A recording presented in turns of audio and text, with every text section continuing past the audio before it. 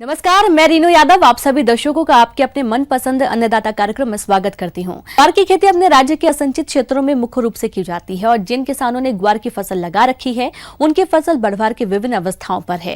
लेकिन इस फसल से आप अच्छा उत्पादन तभी ले सकते हैं जब आप इसमें किए जाने वाले कार्यों जैसे कि खरपतवार नियंत्रण, सिंचाई प्रबंधन के साथ साथ कीट रोगों के नियंत्रण पर भी ध्यान दें। तो आप किस प्रकार से करें इन कार्यों को, आइए जानते हैं कृषि विज्ञान केंद्र गुनेड़ा के कृषि वैज्ञानिक डॉक्टर राम प्रताप यादव से। किसान भाइयों राम राम। आज अपन ग्वार की फसल में खरपतवार नियंत्रण और बीमारियों की चर्चा करेंगे। ग्वार की फसल इस समय 20 से 25 दिन की हो चुकी है और इस समय खरपतवार पूरे जोर से आए हुए हैं, इसलिए खरपतवार नियंत्रण के लिए निराई गुड़ाई करें तो वो बेहतर रहेगा। अगर किसान के पास ज़्यादा ज़मीन है और निराई गुड़ाई नहीं कर पा रहा है तो उसके लिए इमिजाथाइपर 50 ग्राम एक्टिव इंग्रेडिएंट पर हेक्टेयर की दर से स्प्रे करें। ध्यान रहे स्प्रे करते समय पूरी फसल में एक जैसा स्कार स्प्रे होना चाहिए ताकि सारा का सारा खरपतवार अपना खत्म हो जाए। किसान भाइयों, किसी भी फसल की बुआई कर देने मात्र से ज्यादा उपज नहीं मिल पाएगी, बल्कि इसके लिए फसल में किए जाने वाले जरूरी कार्यों को समय समय पर करना होगा। तो वो कौन कौन से जरूरी कार्य हैं और इसे कब और कैसे करना है, चलिए इस बारे में जान लेते हैं। ग्वार की फसल में खरपतवार नियंत्रण के लिए दवा से अच्छा निराई गुड़ाई रहती है, क्योंकि इससे निराई गुड़ाई करने से किसान के खेत की जो मॉइस्चर है, पानी की जो बचाव है वो हो जाता है। अगर अपन ने कसिया चला दिया खेत में और लगातार बारिश नहीं हो रही तो 20-25 दिन तक ग्वार स्ट्रेस में नहीं आएगा। इसके साथ ही किसान भाई इन दिनों ध्यान रखें, हम ग्वार की बिजाई के लिए बीज की मात्रा ज़्यादा ले लेते हैं और जिससे हमारा ग्वार जो है गहरा ज़्यादा रहता है, उसमें पौधों की संख्या ज़्यादा रहती है। तो 20-25 दिन के जो फसल हो रही है इस समय, इसी समय हम गुड़ाई करते समय अलग से इसकी थिनिंग करते हैं, इस हिसाब से कि पेड़ से पेड़ की दूरी लगभग 10 सेंटीमीटर रह जाए। तो इससे क्या होगा कि ग्वार जब बड़ा होगा उस समय बीमारियां कम से कम आएंगी और हमारे को पैदावार भी अच्छी मिलेगी। ग्वार की फसल में लगने वाले रोगों की रोकथाम किसान तभी कर पाएंगे जब इसकी सही पहचान जानेंगे। तो आइए जानते हैं फसल को क्षति पहुंचाने वाले रोगों की पहचान एवं रोकथाम के उपायों के बारे में। इसके बाद अपन ग्वार की बीमारियों की बात करें तो ग्वार में इस समय काली जड़ की बीमारी आ सकती है। काली जड़ की बीमारी के लिए 4 किलो ट्राइकोडर्मा पर हेक्टेयर 50 से 60 किलो गोबर में मिला करके और पूरे खेत में बुरक दें। इसके बाद अगर गुड़ाई करें या बारिश हो जाए या घंटे 1.5 घंटे फव्वारा चला करके उस गोबर की खाद में ट्राइकोडर्मा मिला हुआ है उसको जड़ तक पहुंचाना है। इससे काली जड़ की बीमारी खत्म हो जाएगी। कुछ दिन बाद ग्वार की फसल में एक बीमारी और आएगी जो कि अपने पत्तियां गलने लग जाती हैं। ज़्यादा लगातार नमी बनने से उस पत्ती गलन रोग के लिए अपने को स्ट्रेप्टोसाइक्लिन 2 ग्राम एक टंकी 15 लीटर की एक टंकी में 2 ग्राम यानी 1 हेक्टेयर में 24 से 25 ग्राम दवा का स्प्रे करें। इसके साथ स्ट्रेप्टोसाइक्लिन के साथ अपन जो है कॉपर ऑक्सीक्लोराइड 2 ग्राम दवा 1 लीटर पानी के हिसाब से स्प्रे करेंगे तो उस बीमारी से अपने को निजात मिल जाएगी। धन्यवाद। चलिए अब रुख करते हैं अगली कड़ी की ओर। गाय और भैंसों से अधिक दूध उत्पादन मिले, इसके लिए पशु आहार में मिनरल बट्टिका का प्रयोग करें तो इससे जरूरी पोषक तत्वों की पूर्ति आसानी से की जा सकती है। तो इसे किसान कैसे बनाए और पशुओं के आहार में इसका प्रयोग किस प्रकार से करें, इस बारे में बता रहे हैं पशु वैज्ञानिक डॉक्टर धर्मेंद्र कुमार। खासकर बकरी पालन एक बहुत बड़ी आमदनी का स्रोत बन रही है ग्रामीण महिलाओं के लिए। खासकर इसको बकरी को गरीबों का एटीएम भी बोला जाता है, लेकिन इसको दूध देने की क्षमता बहुत कम है। दूध 600 से लेकर 750 ग्राम तक प्रत्येक दिन देती है, जिससे कि 1 महीना का जब मेमना हो जाए तो 1 मेमने का ही पेट वो पाल सकती है और 1 महीने से कम का मेमना है तो 2 मेमने का पेट उससे भर सकता है मात्र। जब मेमना जन्म लेता है तो उसको अच्छी तरह से पौष्टिकता नहीं मिल पाती है, भर पेट दूध नहीं मिल पाती है, जिसके कारण वृद्धि भी कम होती है और रोग प्रतिरोधक क्षमता कम विकसित होती है। इसी कारण है कि जब 3 से 4 बच्चे होते हैं जिस बकरी के, उसके 1 से 2 बकरी मरने की संभावना बनती है और गाँव में मर भी जाती है। इसी को ध्यान में रखते हुए मेमने के लिए चॉकलेट तैयार किया गया है। जो चॉकलेट है कि इसमें इस चॉकलेट को कोई भी मेमना जो 20 दिन का हो गया है उसको आप खिला सकते हैं। और इसको खिलाने का तरीका क्या है कि जो 20 दिन का मेमना है शुरुआत में उसे आदत नहीं रहती है खाने की, इसलिए पाउडर करके 1-2 बार चुटकी से उसके मुंह में देंगे, उसको आदत लग जाएगी, फिर पाउडर करके प्लेट में डाल देंगे, अपने से खाते रहेगी। इसके बाद यदि आप उसको दूध पिला रहे हैं तो दूध के साथ भी हॉर्लिक्स के जैसा घोल के दूध में उसको पिला सकते हैं। इससे क्या होता है कि उसमें सॉलिड पदार्थ, ठोस पदार्थ अधिक पेट में जाती है, जिसके कारण अधिक समय तक उसको भूख का अनुभव नहीं होता है। इसके बाद यदि वो अब मेमना 1 महीने की हो जाती है, 10 दिन तक इतना मेहनत आपको करना पड़ेगा। यदि 1 महीने की हो जाती है, उसके बाद उसके सामने आप चॉकलेट रख दें, दिन भर चाटते रहेगी और आप 1 से 2 टाइम भी दूध पिला देते हैं, तब उसे पूरी संतुष्टि मिली रहती है।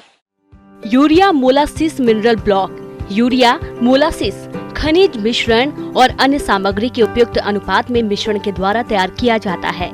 यह दुधारू पशुओं के लिए ऊर्जा, प्रोटीन और खनिज तत्वों को आसानी से उपलब्ध कराने का बेहतर स्रोत है। यूरिया मोलासिस मिनरल ब्लॉक पशुओं को खिलाने से उनको भरपूर मात्रा में पोषक तत्व तो मिलते हैं ही, साथ में यूरिया की धीमी गति से अंतर्ग्रहण से जैव प्रोटीन का ज्यादा मात्रा में उत्पादन होता है, जिससे पाचन क्रिया बेहतर हो जाती है। तो आइए सबसे पहले जानते हैं इसे बनाने की विधि के बारे में। अब ये बताना चाहेंगे चॉकलेट में बनाया गया है कैसे। इस चॉकलेट में ये ध्यान रखा गया है कि जो दूध से पौष्टिकता मिलती है उतनी पौष्टिकता इसको इस चॉकलेट खाने से भी मेमने को मिलता रहे। इसके लिए इसमें प्रोटीन का सबसे ज़्यादा ध्यान रखा गया है। प्रोटीन के लिए इसमें सोयाबीन मील मिलाया गया है और इसके साथ साथ इसमें इसकी पैलेटेबिलिटी होने के लिए, स्वादिष्ट होने के लिए इसमें गुड़ की मात्रा मिलाई गई है। और इसके साथ साथ चूँकि मेमने में हड्डी की वृद्धि ज़्यादा करनी है, उसी पर मांस बैठती है, तो इसलिए इसमें कैल्शियम फास्फोरस का ध्यान रखा गया है। कैल्शियम और फास्फोरस का रेशियो जो है 2:1 का मेंटेन किया गया है, यानी फास्फोरस 0.5% रखा गया है और 1% इसमें कैल्शियम रखी गई है। इसके साथ साथ इसमें यूरिनरी एसिडिफायर मिलाया गया है, जो अमोनियम क्लोराइड के रूप में होती है, ये 0.5% मिलाया गया। इससे क्या होता है कि जो बाद में जाकर पथरी होने की शिकायत होती है, पेशाब रुकने की शिकायत होती है, वो भी नहीं होगी। इतना ध्यान रखते हुए, इसकी सभी पौष्टिकता को ध्यान रखते हुए चॉकलेट बनाया गया है, जो कि एक बार बन जाती है तो 1 साल तक आराम से प्रिजर्व करके किसान भी रख सकते हैं, कहीं भी रखा जा सकता है। यदि जानवर को 400 से 500 ग्राम यदि प्रत्येक दिन चाटने के लिए दी जाए, वो भी चाटने के लिए किस समय देनी है, जब जानवर से दूध निकाल रहे हो, यानी जानवर दूह रहे हो आप। इसमें पौष्टिक पदार्थ जो होते हैं, इसमें प्रोटीन की मात्रा अधिक मिलती है, मिनरल की अधिक मात्रा मिलती है, जिसके कारण दूध में भी बढ़ोतरी हुई है। लगभग जो गाय 10 लीटर दूध दे रहे हैं उसमें 750 ग्राम से लेकर 1 किलो तक की बढ़ोतरी देखी गई है। इसके साथ साथ आपकी गाय में बांझपन की शिकायत नहीं आएगी, चूँकि प्रोटीन और मिनरल दोनों की कमी दूर करती है। इसके साथ साथ इससे ऊर्जा भी मिली रहती है, चूँकि इसमें गुड़ की भी मात्रा है, तो आपको बीमारी, इसमें रोग प्रतिरोधक क्षमता भी हो जाती है, जिसके कारण ये बीमारी से भी आपकी जानवर को बचाएगी। इसके फायदे क्या हैं, यहाँ पर ट्रायल किया गया है तो ये देखा गया है कि जिस मेमने को यदि हम चॉकलेट देते हैं तो नॉर्मल मेमने से लगभग 20 से 25 ग्राम प्रत्येक दिन अधिक वृद्धि होती है। ये वृद्धि होने के साथ साथ जो मृत्यु दर मेमने में देखा गया है उसमें भी काफ़ी कमी आई है, लगभग 15 से 20% की कमी आई है मोर्टेलिटी में, जो कि मृत्यु दर कहते हैं। इसके साथ साथ नॉर्मल वृद्धि भी अधिक होती है, ज़्यादा स्वस्थ भी दिखती है और उसको सेटिस्फेक्शन रहने के कारण किसान भी कम परेशान होते हैं। खासकर वैसे मेमने जिसकी माँ नहीं रही है, उसको पालने में किसानों को बहुत समस्या होती थी, 6-7 बार दूध नहीं पिला पाते थे। वो अब आराम से सुबह शाम दूध पिला लेते हैं और दिन भर मेमना चॉकलेट चाटते रहती है, तो परेशानी नहीं होती, वो भी अच्छी तरह से पाली जा रही है और उसमें मृत्यु दर। बढ़ते हैं अगली प्रस्तुति की ओर। हमारे प्रदेश के अनेक किसान भाई अमरूद के बगीचे लगाकर अच्छा लाभ कमाते हैं और अभी बरसात का मौसम चल रहा है, तो आप अभी अमरूद के बाग में कौन कौन से कार्यों को करें ताकि अधिक फल उत्पादन मिल सके, इस बारे में जानकारी दे रहे हैं कृषि वैज्ञानिक डॉक्टर CS पांडे। तो ज़्यादातर हमको कोशिश करनी चाहिए, जो किसान भाई जानते हैं वो तो अच्छी बात है, जो किसान भाई नहीं जानते हैं कोशिश करना चाहिए कि उनको बरसात की फसल नहीं लेनी चाहिए। अब बरसात की फसल ना लेने के लिए आपको जो अप्रैल मई में जो फूल आए होंगे उनको आपको 10% यूरिया डाल करके वो आप स्प्रे कर देंगे तो वो जो फूल है वो झड़ जाते हैं। या तो गर्मियों के महीने में सिंचाई आप रोक दें तो भी जो फूल है वो नहीं लगते हैं। किसान भाइयों, अमरूद के बाग से अधिक फल उत्पादन प्राप्त करने के लिए बाग को खरपतवारों से मुक्त कर पोषक तत्वों का प्रयोग और जल प्रबंधन कैसे करें, आइए जानते हैं। जैसा कि बरसात का महीना है और खरपतवार बहुत उगाए होंगे, तो खरपतवार की आप नियमित निकाई गुड़ाई करते रहें। आपका जो खेत है, आपका जो बाग है, वो खरपतवार रहित हो। तो एक तो सफाई हो गया, खरपतवार नियंत्रण बहुत ही आवश्यक है। दूसरी चीज़ ये है कि अब इसमें बरसात का महीना चल रहा है, तो आप इसमें ये जो खाद है, कंपोस्ट खाद है या गोबर की खाद है, खाद को फैला दीजिए और गुड़ाई कर दीजिए। ये मैन्योर्स होते हैं, चाहे वो गोबर खाद हो या कंपोस्ट हो, पौधों को इतना जल्दी नहीं प्राप्त होते। इसके जो तत्व होते हैं, इसको प्राप्त होने पहले डिकम्पोज होता है, सड़ता है, तब पौधे को मिलता है। तो महीना 1.5 महीने का टाइम लग जाता है। तो बरसात के महीने में पानी से इसका डिकम्पोजिशन अच्छा होता है। 100 ग्राम नाइट्रोजन, 50 ग्राम फास्फोरस और 100 ग्राम पोटास, ये प्रति पौधा प्रति वर्ष के हिसाब से देना होता है। तो मान लीजिए कि आपका जो गुआवा है वो 5 साल का हो गया है, तो उसमें आप वो 500 ग्राम नाइट्रोजन, 250 ग्राम फास्फोरस और 500 ग्राम पोटास आप इसमें ब्रॉडकास्ट करें। वो मतलब तने के चारों तरफ जहाँ जहाँ उसकी कैनोपी है, जहाँ जहाँ पे उसकी छाया जाती है, चारों तरफ उसको फैला करके आप गुड़ाई कर दें।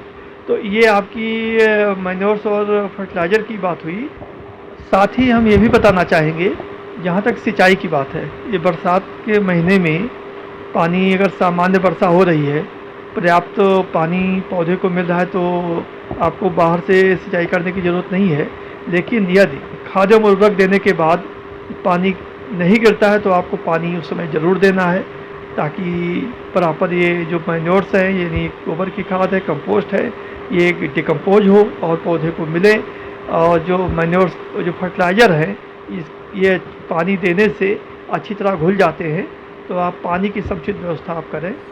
अमरूद के बाग को रोग और कीटों द्वारा अधिक नुकसान पहुंचाया जाता है, तो आप इनकी पहचान कर नियंत्रण किस तरह से करें, इसकी जानकारी कुछ इस प्रकार से है। इसके साथ साथ इसमें आपको इस समय ध्यान देना है कि एक गुआवा बिल्ट की बहुत प्रॉब्लम है।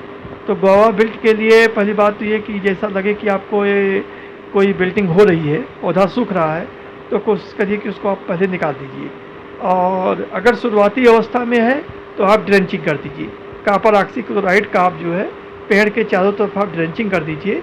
तो ये तो हो गया कि एक बीमारी नियंत्रण की बात हुई।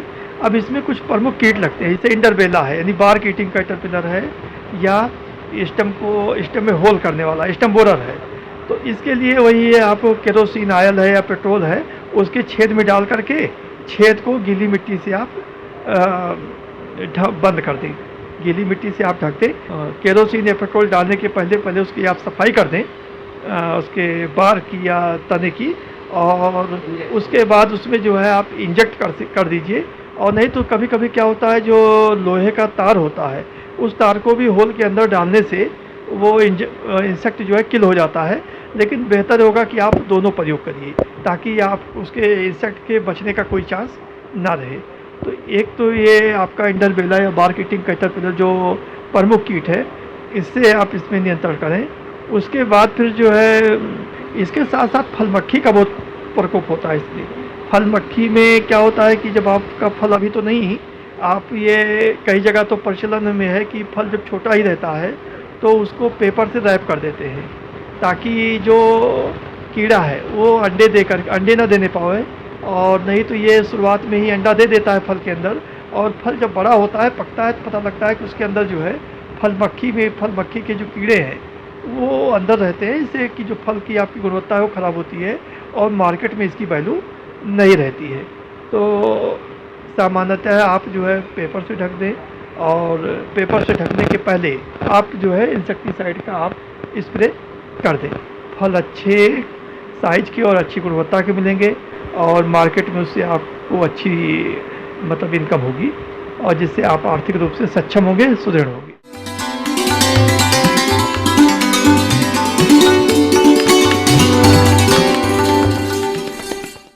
अन्नदाता हेल्पलाइन निःशुल्क फोन संपर्क सेवा के माध्यम से आपके द्वारा पूछे गए प्रश्नों में से 1 या 2 महत्वपूर्ण प्रश्नों को हम अपने कार्यक्रम में शामिल करते हैं और इसी के तहत आज का चयनित प्रश्न और उसका जवाब इस प्रकार है। अन्नदाता निःशुल्क फोन संपर्क सेवा के माध्यम से पूछे गए प्रश्नों में से आज हमने जिस प्रश्न को कार्यक्रम में शामिल किया है उससे पूछा है ग्राम पांडेराव, जिला पाली के कृषक जगदीश सुथार ने यह अरंडी की खेती के बारे में जानकारी चाहते हैं। तो जगदीश सुथार जी, आपकी जानकारी के लिए प्रस्तुत है कार्यक्रम का यह अंश। अरंडी की जो फसल है ये बहुत ही लाभदायक फसल है और नकदी फसल होने की वजह से अरंडी की जो खेती है काफ़ी एरिया जो है बड़ा है और ऐसे में अपन को उन्नत किस्मों की और खेती की करने की जानकारी, वैज्ञानिक विधि से खेती करने की जानकारी अपने पास होनी चाहिए। किसान भाइयों को मैं जानकारी दूं कि अपने यहाँ जो उन्नत किस्में हैं वो RH-1 जो अपने कृषि अनुसंधान केंद्र मंडोर से निकली हुई राजस्थान की उम्दा किस्म है जो 120 से लेकर 180 दिन में पक जाती है और 32 से 36 कुंटल प्रति हेक्टेयर तक उत्पादन देती है।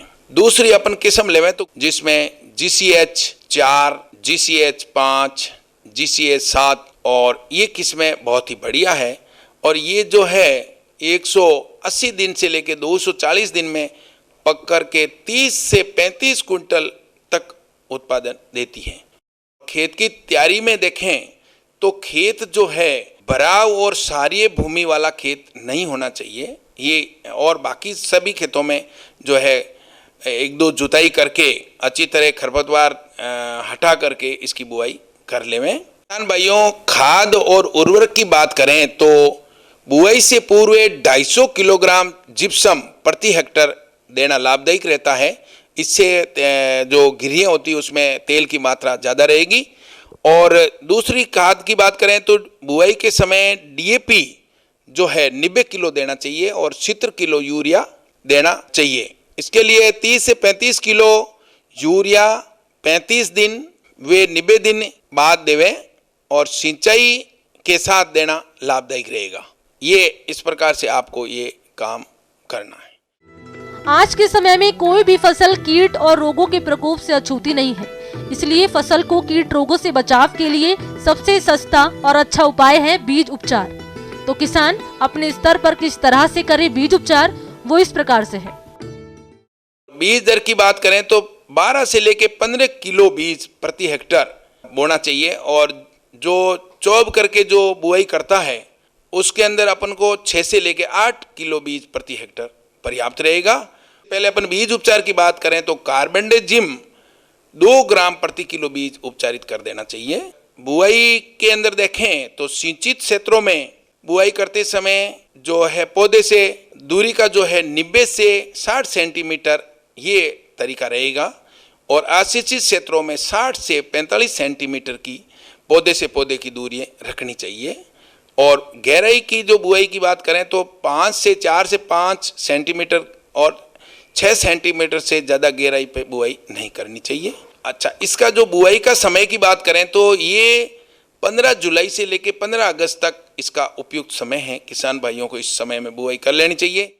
अक्सर देखने में आता है कि बुआई के बाद बीजों के उगने के साथ साथ कई तरह के खरपतवार उगाते हैं। तो इस समस्या से बचने के लिए और फसल को खरपतवारों से मुक्त रखने के लिए बुआई के बाद 48 घंटे के अंदर पेंडिमेथिलीन 3.3 लीटर दवा 700 लीटर पानी में घोलकर छिड़काव करें।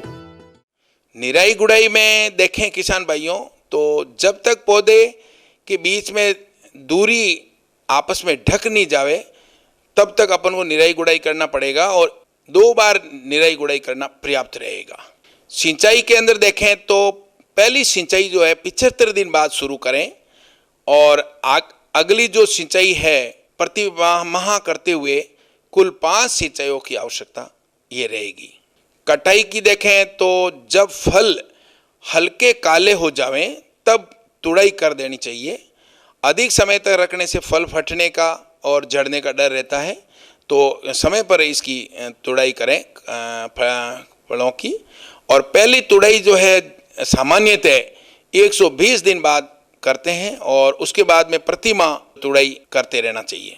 उपज जो देखा है, उन्नत जो किस्में हैं उनकी जो है 15 से 40 कुंटल प्रति हेक्टेयर तक इसकी उपज किसान भाई ले सकते हैं, अच्छी तरह खेती करते हैं तो इसी के साथ किसान भाइयों, वैज्ञानिक तरीके से यदि अपन खेती करेंगे तो अपन को लाभ होगा और अधिक उत्पादन ले पाएंगे और अपनी आय दोगुनी होगी। आइए अब एक नजर डालते हैं राज्य के कुछ चुने हुए मंडियों के प्रमुख फसलों के बाजार भाव पर।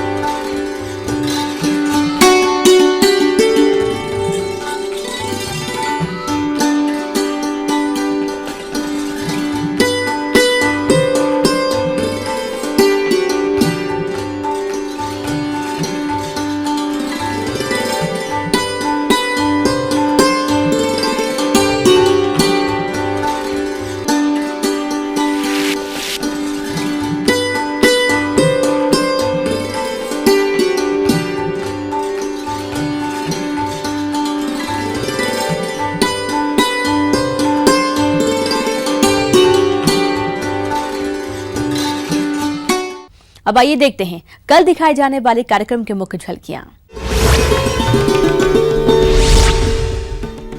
अच्छे उत्पादन के लिए सोयाबीन की फसल में करें आवश्यक कार्य।